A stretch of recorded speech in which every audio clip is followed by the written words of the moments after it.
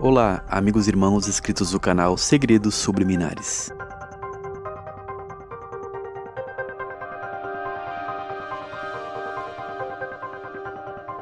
Neste vídeo eu vou falar sobre o rito antigo e primitivo de Mênfis chamado Mizraim, um rito maçônico fundado em Nápoles, na Itália, em setembro de 1881, pela fusão de dois ritos mais antigos, o rito Mizraim e o rito de Mênfis.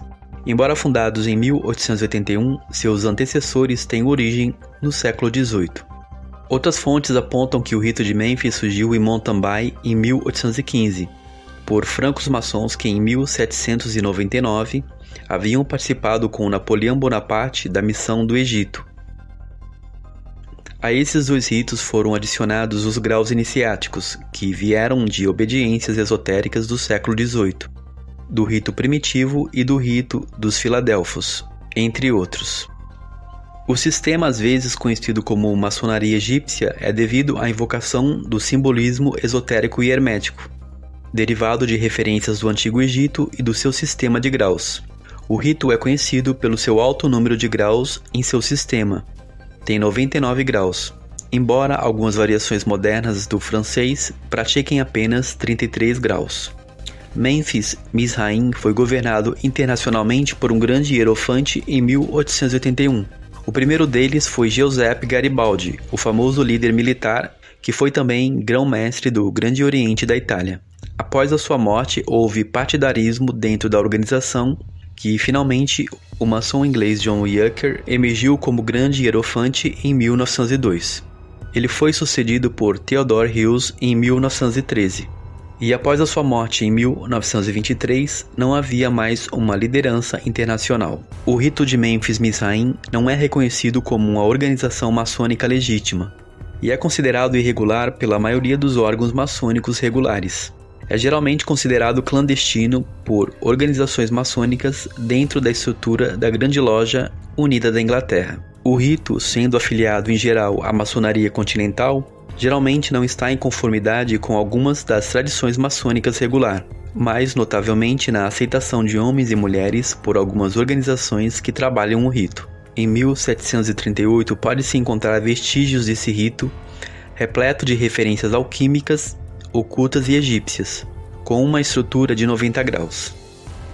Joseph Balsamo, chamado de Cagliostro, personagem-chave de sua época, deu ao rito um impulso necessário para o seu desenvolvimento. Muito próximo do grão-mestre da Ordem dos Cavaleiros de Malta, Cagliostro fundou o rito da alta maçonaria egípcia, em 1784. Este rito combina elementos dos templários e da cavalaria com a mitologia egípcia e alquímica. Tinha pelo menos duas lojas, a de Osíris em Paris e em Bruxelas, com vários apoiantes ingleses. E este rito obteve um certo sucesso entre as lojas militares. Como dito, Gizé era a antiga capital de Mênfis. Mênfis teria sido fundada pelo primeiro rei do Egito, em cerca de 3100 a.C., e foi a primeira capital do Reino Antigo. As primeiras fontes conhecidas que relatam a importância da cidade estão descritas em trabalhos de autores como Heródoto, que visitou, ainda na antiguidade, um dos grandes eventos realizados em Mênfis.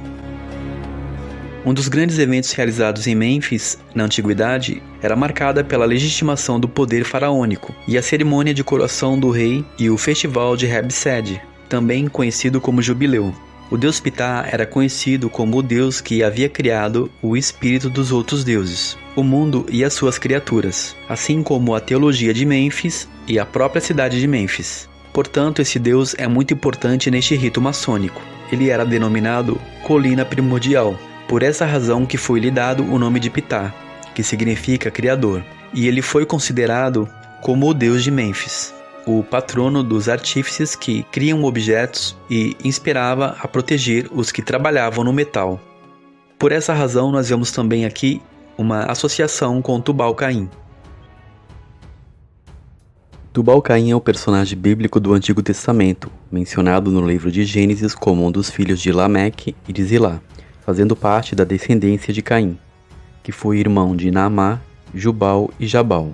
Em um artigo publicado pela Freemasonry Worldwide, Maçonaria Mundial, diz que Tubal-Caim, filho de Lameque e Zilá, irmão de Jabal, Jubal e Naamá, fundaram o começo de todas as ciências do mundo. Tubal-Caim fundou a arte da ciência do artifício, trabalhando no ouro, na prata, cobre, ferro e no aço. Portanto, a tradição maçônica sobre Tubal-Caim é ampla e profunda, sendo um passe iniciático e secreto na maçonaria. E isso tem origem na arte dos metais. Embora se associe a maçonaria muito mais na arte da construção do que da fundição no ferro. Tanto que os símbolos de espadas e objetos de metais como anéis, espadas, coroas, são bastante fortes e presentes nos rituais. O próprio bode de Mênfis está associado à alquimia, transformação do ferro no ouro. Portanto, é bastante presente no ritual de Mênfis. E esses elementos de metais são bastante importantes. No livro de Enoque diz que foi Azazel que ensinou a fabricação e fundição dos metais, e há lendas que contam que Hirã foi levado por Tubal-Caim ao centro da Terra, ao reino de Vulcano, para conhecer os segredos dos mestres metalúrgicos, passado para a humanidade através dos descendentes de Caim. Vulcano é o deus do fogo e dos vulcões, que derrete o chumbo e cria objetos metálicos.